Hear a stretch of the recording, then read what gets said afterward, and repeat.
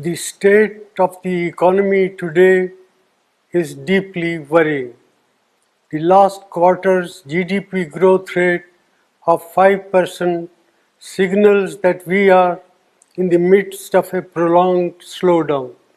India has the potential to grow at a much faster rate, but all-round mismanagement by the Modi government has resulted in this slowdown. It is particularly distressing that the manufacturing sector's growth is tottering at 0.6%. This makes it very clear that our economy has not yet recovered from the man-made blunders of demonetization and a hastily implemented GST. Domestic demand is depressed and consumption growth is at an 18-month low. Nominal GDP growth is at 15 years low. There is a gaping hole in tax revenues. Tax buoyancy remains elusive as businessmen, small and big, are hounded and tax terrorism continues unabated. Investor sentiment are in doldrum. These are not the foundations for economic recovery.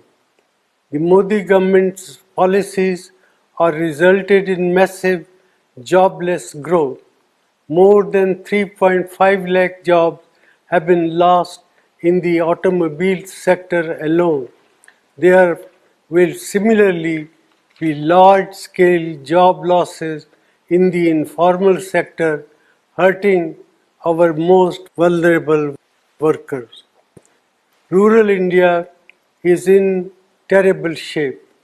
Our farmers are not receiving adequate prices and rural incomes have declined.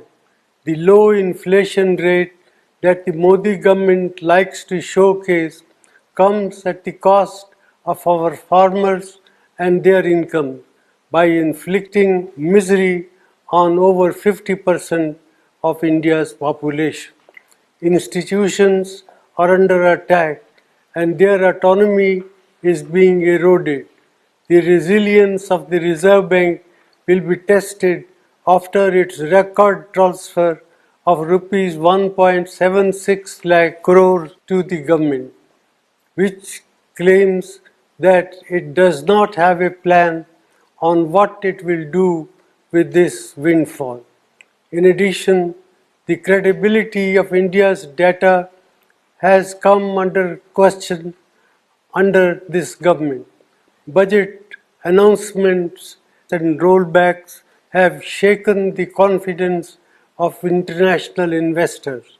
India has not been able to increase the exports to take advantage of opportunities that have arisen in global trade due to geopolitical realignment.